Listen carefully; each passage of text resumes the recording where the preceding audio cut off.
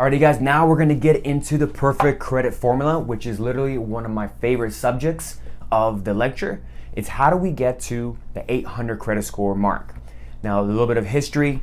They said about 21% of Americans have a 800 credit score. But you may think that this may be an impossible journey, and it's not just reserved for the people who have a lot of money, who are privileged. It's really the factors of you being responsible and managing your credit to that degree. So if you follow these instructions and you listen to the rest of this lecture, we'll be able to get you there in no time. Now let's start looking under the hood of the perfect credit formula.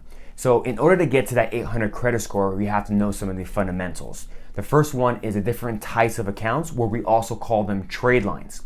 So you have a mortgage loan, an auto loan, an installment loan, and credit card revolving accounts. Now the age of these accounts makes a big difference. The longer of establishment, the higher the score goes up. Next is your credit utilization. So let's just say you have a credit card with a $10,000 limit and you're using a $3,000 balance. So this equates to a 30% utilization. Now anything above 30% starts to affect your scores negatively. So make sure you keep those balances down before they report to the credit bureaus. Next is your payment history. So no lates, collections, charge-offs, public records.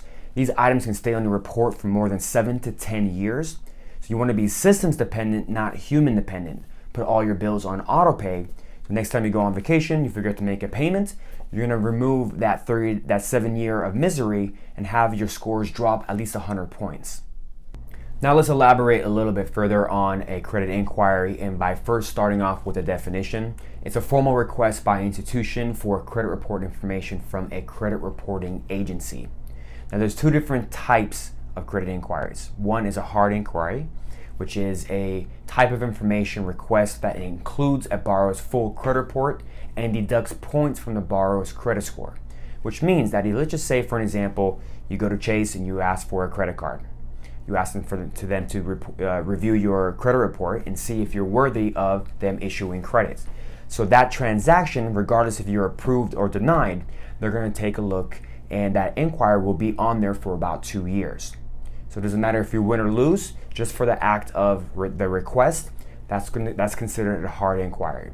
Now a soft inquiry is something similar to you signing up for Credit Karma or Experian.com, and you want to review your credit report.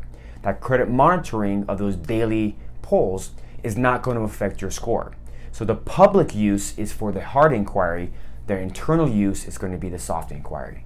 As we mentioned, that your credit score is a 3-digit number that is typically expressed as a range and is what most people refer to discussing either good credit or bad.